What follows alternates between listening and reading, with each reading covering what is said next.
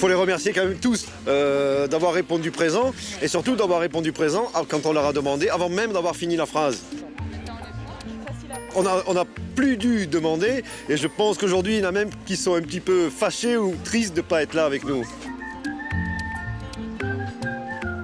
Bonjour et bienvenue dans Martin Bonheur. Aujourd'hui, on prépare ensemble une soupe de courges butternut avec du fromage de chèvre et du magret fumé. Allez, c'est parti.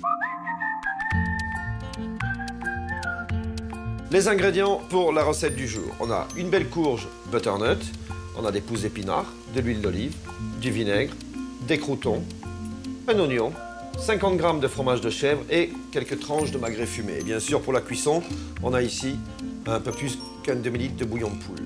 Alors, on va d'abord, bien sûr, éplucher notre butternut. Alors, une fois que vous avez épluché votre courge, on va couper les bases. Alors là, on va enlever le peu de pépins qu'on a. Voilà, donc on va faire des petits dés, comme ça on aura une cuisson rapide quand même. Une fois qu'on a coupé notre butternut, on va faire pareil avec l'oignon. Et on va mettre un petit peu d'huile d'olive dans notre casserole. Et on va commencer par faire suer les oignons. Voilà, on peut rajouter maintenant notre courge butternut et bien sûr le fond de volaille. On va verser, mais on va se mettre juste à hauteur des légumes. Maintenant, on va cuire 15 à 20 minutes à couvert. Donc on va voir, on va pouvoir constater, regardez.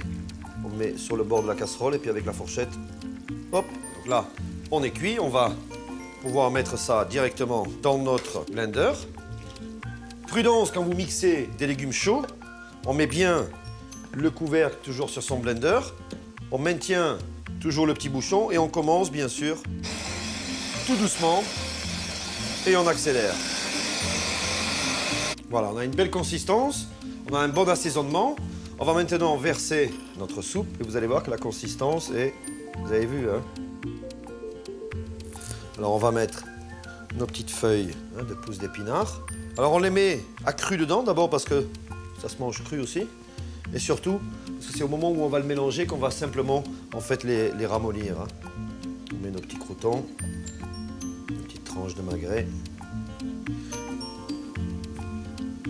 Et puis juste quelques gouttes de vinaigre sur les feuilles, juste pour réveiller un petit peu tout ça. Voilà, vous avez la recette maintenant pour réaliser cette très belle soupe.